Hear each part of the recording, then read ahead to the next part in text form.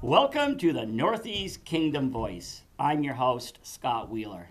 Today's guests are here today to talk about the new lab services at Dr. Les Lockridge's office on Union Street in Newport. Welcome to the show. Thanks, Scott. Thanks for having me back again. So Dr. Lockridge, you have new services at your office. It's not exactly new. It's actually a really interesting story that starts harshly but ends up being a feel-good story. A lot of you know that for years we contracted with Mercy Labs to have a laboratory in our office, and that worked out beautifully. They did great service for us for years, and we think that the patients benefited and we benefited. And then a few weeks ago, on a Friday, we learned that Mercy had been taken over in corporate merger. Mm-hmm. The following Monday, they called all the offices in Vermont, New Hampshire, and Maine and terminated everybody. Mm-hmm. 500 people, something in that range. No notice, no severance, just gone. And that left, I think, a lot of people in a lurch. But your other guest, Andrew, actually stepped up really well, made some connections with some other labs, and essentially picked up the ball and ran, is opening up the old offices and rehiring the old workers. For us, really, there hasn't been a beat missed. So, Andrew, who are you with? I'm an account executive with Principal Diagnostics. And so how did this all come about? Did you reach out to Dr. Lockridge, or did he reach out to you? I had been working with Dr. Lockridge via Mercy Diagnostics when I was employed with them. Okay. Dr. Lockridge and I had been in business for a number of years, anyway, a couple of years. In April, when Mercy was bought out, they left the area. So Principal Diagnostics, I was able to connect with them, and they were willing to step in, pick up the clients that Mercy had and were no longer servicing in this area, and in addition hire the phlebotomists that we had as Mercy under their company and give them a job. So what did this mean? What would this have meant to your office if people like him hadn't stepped forward? Well, I think first of all, it would have been sad on the human end of things to see all those people lose their jobs and to see all those people go without the lab services. Even a bigger issue would have been sad on a couple of levels.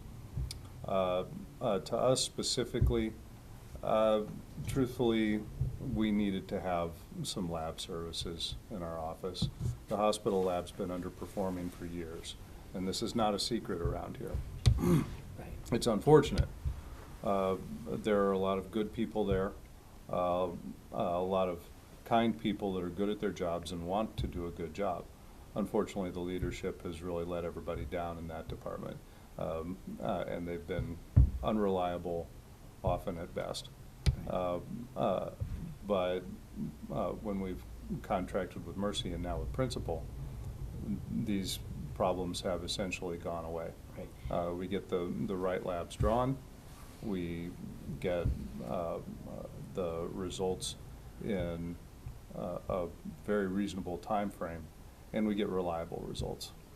And for disclosure, you are my doctor, and so I've availed myself of the services of Mercy, and I think later on I'm going to during the show I'm going to avail my services once again, because I'm actually due for, as you know, I'm due for my blood work, and one thing I will say is it's great. The needles of today are so much better, because I hate needles, but they gone are the days, because being a history writer, I like talking to some of these old nurses and old doctors where they actually sharpened the needles again, and reused them. And I think they were about that big around when they drove them into your arm. And I actually worked at a VA in Connecticut where some of the nurses showed me some of the kits that they used to have the sharpenable needles in. Really terrifying stuff. Horror movie.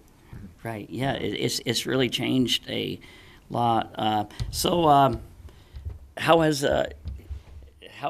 Les been Dr. Lockridge to work with so far in this capacity? Les has been great. He's been very accommodating and helpful. He was one of the first accounts that I had set up with Mercy, Right. and one of the first accounts that we'd set up with Principal as they came into the area. So he's been great. Right. So what do you look for in the blood work? Like, I guess, is it panel or something? What is it called? I'm not a doctor. Not all blood work is the same. Right. You're getting different tests for different reasons. Right. Sometimes it's screening, sometimes it's for diagnostics, and sometimes it's to follow a disease. Right. Let's say a PSA, for instance. Right. That's acronym for prostate-specific antigen. Right. It's a blood test. It's a blood test that we do to screen for prostate cancer. The recommendations are for every man in America to get a PSA test every year between the ages of 50 and 75. That's as a screening test. Occasionally, as an oncologist, I'll have somebody come in that has obvious cancer in their bones, but they haven't been able to determine where the cancer has come from yet. And in that case, getting a PSA would be diagnostic. And if the PSA is vastly elevated, chances are you're looking at a prostate cancer that's spread to the bones. And then that same patient, as they're being treated, will get serial measurements of PSA to see how effective the treatment is, because if it's working, the treatment should drive the PSA down. Now, that's just one example, but almost every blood test that we order will fill one of those roles, or possibly multiple roles. We look for cholesterol, we look for sugar, markers of diabetes, kidney function, liver function. It depends on the patient and the setting. I think I come out looking like pretty much like a rock star of health by on every one of mine, other than my cholesterol. That's a little bit up there. We're working on it, Scott. We're working on it. No, you are. But tell me, I drank a lot of coffee today. Is there any indicator of like when you draw the blood? Is there going to be any indicator about coffee consumption in there? We don't tox test for caffeine, no. So who are the people who draw blood for the company? Well, you're about to find out, at least one of them. Right, but what are they? What are they qualified to do? Besides, there has to be more than just being able to stick a needle in your arm. So, what's their titles? Phlebotomists. Right. Okay. Qualified phlebotomists are not easy to find. Right. Someone with sufficient experience and education drawing blood, working with patients, helping to keep them calm, especially those who overindulge in coffee, Right. is not an easy quality to find. And there has to be a real art to it too, art and science, because you have some people they're by the time you get done, because some people can just every single time nail my veins. Other times I've had people by the time I got done, I was like a pin cushion. Mm-hmm. But is there an art and a science to it, or? I think the best person to ask Right. might be our phlebotomist. Okay. All right. Why don't we have her come and demonstrate? Then I'll let you introduce her. Sounds good. This is our phlebotomist, Holly. And she's coming to draw Scott's blood for his routine screening and follow-up. Yes, I am. I don't want to have any. I want to squash any rumors of people who are hoping I am totally healthy. This is so. So if there's anybody out there who really don't like me, I'm going to stop the rumors right there. I'm totally healthy. This is what my annual blood work that happens to coincide with this show. And you've been fasting, right, Scott? I have been fasting, other than coffee. No milk, no sugar. Okay. You know me. I don't like needles. But do you? This is what I think. I don't like getting shots, but I would not want your job. Would you rather get a shot or give a shot? I would rather get it. I could not. If you want me to give you a shot, I couldn't do it. I like working with blood. First, I would look to see, find a. I see those rubber Hopefully gloves and I spots. think other things. No, Scott, we do the blood test Yeah. instead.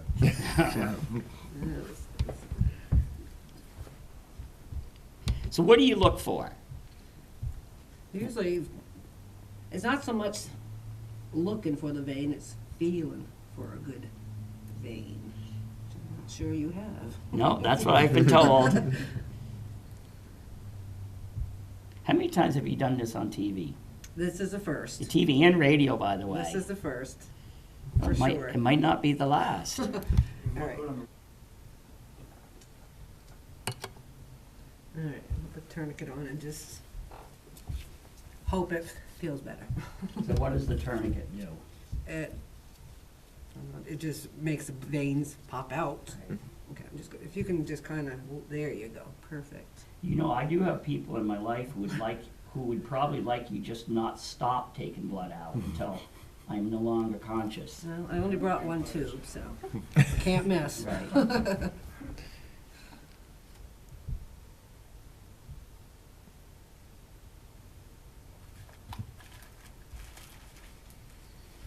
got everything. Okay, to the listeners on the radio show, if you hear a loud thump, that's You me. fainted? I'll do my best to catch it. There you go. You ever have anybody pass out on you? No, thankfully. She generally works with a phlebotomy chair that helps keep the patient stable, though. And you don't usually have a camera on me either. Nope. Yeah, and hopefully I won't mess up. I believe the first patient that we ever had drawn There it from goes. Mercy Labs, I believe passed out on us. Hey, that wasn't bad. Did you hit the vein? I did. She hasn't even gotten the big needle out yet. Yeah.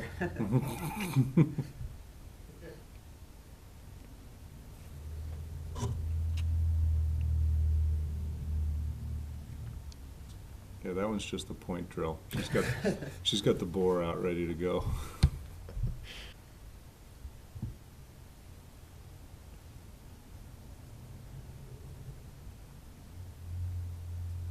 right, now have you hold that. Look at that, like Yeah. magic. All right. Now, anybody afraid of getting blood work, just get it over with. Probably going to save a lot of suffering in the long run. You know, Dr. Lockridge, we go way back, and you know I write history for a living, and I interview really old people. As in, you know, when somebody says they're 80, I just say, you're a kid. But like 90 and above. And, you know, and all joking aside about healthcare, you know what I find is there are some people who really, some people actually think if they avoid the doctors, they'll remain healthy. But most older people who live to be really old actually have two things in common. Genetics, if you're going to live over 90, I think genetics play a big role. But I think people who regularly monitor their health, I don't mean like some doctors every day just about, but just getting your annual blood work done, just checking out things, they're the ones who really live to be a ripe old age in most. Do you think that's true? Oh, definitely. You have to remember, modern medicine is based on an awful lot of statistics, and we look for the reasons that people die at inappropriate ages. We look for reasons that people get sick when they shouldn't. And we're fairly good at ferreting those out. We know a lot of risk factors for the main diseases that plague North American society now. And remember, just because Thank you. you submit to testing doesn't mean you have to submit to treatment. I think a lot of people are afraid that they're going to go to the doctor and get 50 pills a day prescribed to them the first time that they see a doctor. And it really doesn't work like that. It's a discussion between two adults trying to solve a problem or multiple problems. And if you have a major problem, your doctor will let you know that this is a major problem. If it's a more minor problem, then you've got a little bit of leeway as far as how much treatment you're going to accept. Because so far, you've only had, I've only had go for little tune-ups, nothing major, and I think part of it is because I have throughout the years, whether it was with you or Dr. Wood, I've maintained a relationship to go into the doctors. But here's about men. Now, women are the stronger sex, and they're far smarter than we are. No question. And there's no doubt about it. But I actually understand that men, if it wasn't for oftentimes, if a man didn't have a woman in his life, they would not be going to the doctors. Because I understand that women, spouses, actually are the ones who really convince their immortal husbands to go. Do you find that at all? My last two patients yesterday only came in because their wives forced them to. Why do you think, in reality, why do you think men don't want to go? That's a good question. I think all men suffer under the delusion of invincibility. I definitely do. And I think that the women generally wear the responsibility in the family. They're the ones that keep a tighter and more realistic eye on the big picture. Mm-hmm. And I've been told too that simply just because of life, women have a tendency to go to the doctors on a more regular basis, including childbirth, and whereas men, unless a lot of men, it's like if it ain't broke, don't fix it, and they have a really broad definition of broke. Right. Like, have you ever? I know you can't use names or anything, but have you ever had some? You must even have some people who go in there that are, by the time they arrive there, they are broke. Oh yeah, and frequently the people that need intervention the most are the ones that resist it the most. Right. Yeah, I've had, particularly in the oncology end, people come in really quite sick, quite dilapidated, and if they're pressed, they know that this has been coming for several months, but they show up very late, sometimes really too late for treatment. Isn't that one issue that kind of like, I know we've talked about it, is about the cancer rate here really isn't that bad, but I think you were saying, though, but the point where that is actually found often is more advanced than, say, in other places because of our stubbornness to go to the doctors. Is that kind of true? That's what it looks like statistically. I wouldn't say that it's just because of stubbornness, but we do have a lower cancer rate than the rest of Vermont. And Vermont, as a state, has a lower cancer rate than the average region in the United States. The cancer seems really prevalent around here, I think, for two reasons. One is we're all pretty connected here. Right. We're all pretty socially connected, not by social media, but by actual real-life interaction. And social media, I think, does play a role in people knowing Yeah. Every But case of there's cancer. but there's social media everywhere. Right. The unique thing around here, I think, is the tenacity of the interpersonal interaction. Right.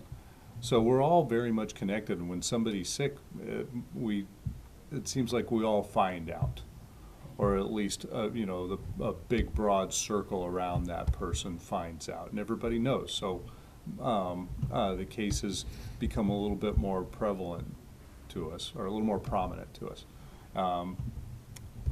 I think that we also do generally present at a more advanced stage of cancer in this region.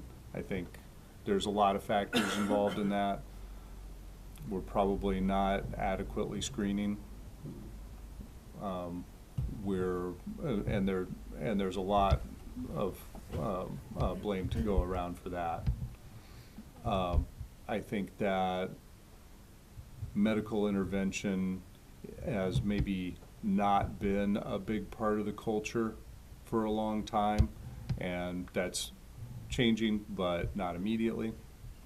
So in general, it looks like we're presenting at a later stage, because even though we have a lower prevalence of a lower incidence of cancer in this region than in the rest of Vermont, which is again is lower than the rest of the country, we have a higher death rate from cancer than the rest of Vermont, and that's certainly one of the reasons. And I know the reason that I decided to go to you after our beloved Dr. Wood retired, who I believe was also your doctor. He was my doctor too. And was simply because you're also an oncologist. Because I think when the big man comes, I think he's going to come at me from the cancer angle. If I It's don't an get, interesting perspective, Scott. and so I figured having my primary care doctor also being an oncologist, I can Be preemptive. You can nip it in the butt real quick. So, all right. So Let's hope so. Just remember, present for your screenings. right. And And so you now- have a pretty healthy lifestyle. right. You have a fairly healthy lifestyle. And my father still bikes at almost 85 years old. Wow. He's still up and ticking, and so It's got your brother trying to keep up with him, I think. yep. And I don't think you're gonna get him in the Rasputina mountain bike race, but you know I'll put him up against a lot of other 85 years old. So this guy here and his company really is important to you and to the importance of the health of the area. Yeah, I think so. I really do. There's a lot of people that will go to the doctor and they'll leave with their blood testing order, their blood testing requisition, and they'll walk out the door, put it somewhere in their car, and completely forget that it exists. Right. If you can grab somebody sort of striking while the iron's hot, you've got so much better chance of getting on top of their health care if you can guarantee that you're going to get your testing done. And I don't do any of, I don't even know where our checkbook is. My wife handles all of that, but she's never complained about the costs either. And I don't- that's unique around here. My patients that keep getting their blood drawn at the hospital have nonstop complaints about the pricing. Right. And it is quite high from the quotes that I've seen. Right. Yep. So are you expanding your services, or is it going to be the services that you've continued to offer in the sense of the lab? I'll let Andrew answer that. Well, we have the services available, of course, to Dr. Lockridge's patients. Right. But Dr. Lockridge has allowed us to open the lab up to area patients. Right. So as long as you have, as Dr. Lockridge was saying, a copy of your requisition Right. from your physician, bring it in, see Holly. Holly can draw your blood and then get the results, or the results would get back to your doctor. Now, do you have to schedule if you're not if the person isn't one of your patients, if they go to one of the other practices, do they have to make an appointment to get the blood drawn, or is there particular times they can just pop in? Holly's in from 7:30 to 3:30, and available for walk-in services. And they'll do walk-in services on the air if need be. Of course. Yes. Yes. And clearly she does it very well. Yep, it does. So that's right. Holly's employed by your organization and Correct. not you. That's correct. And so what do you provide the company? We've talked about what they provide you. What do you provide them? Space and patience. Right.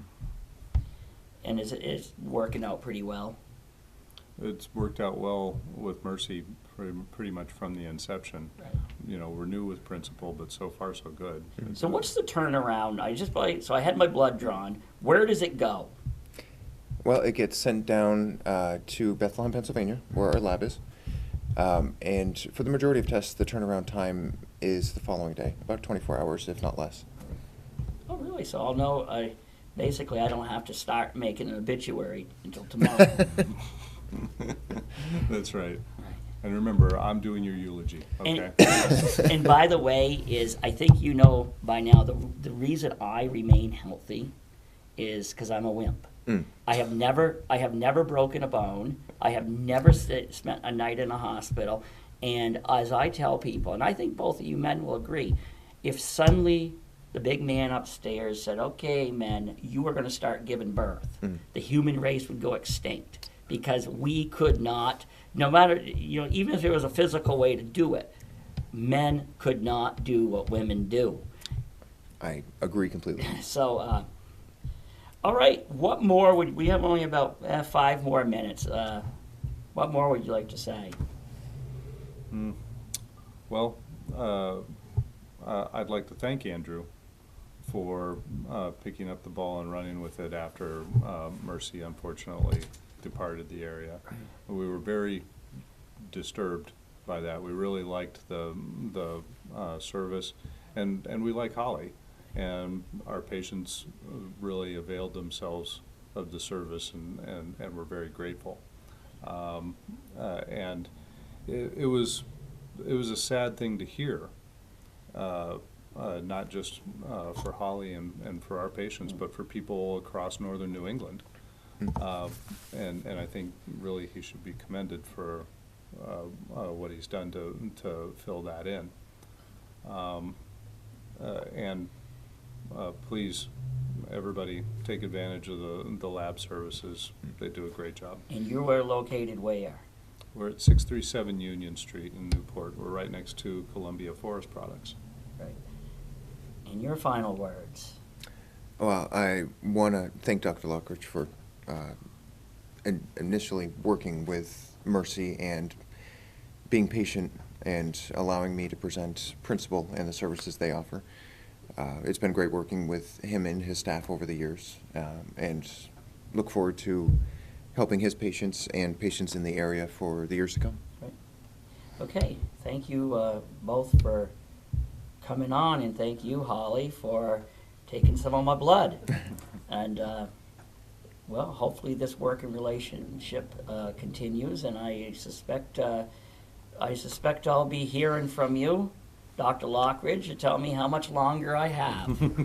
I promise. All right, thank you. Thank you. Thanks. And thank you to the viewers for tuning in to another segment of the Northeast Kingdom Voice.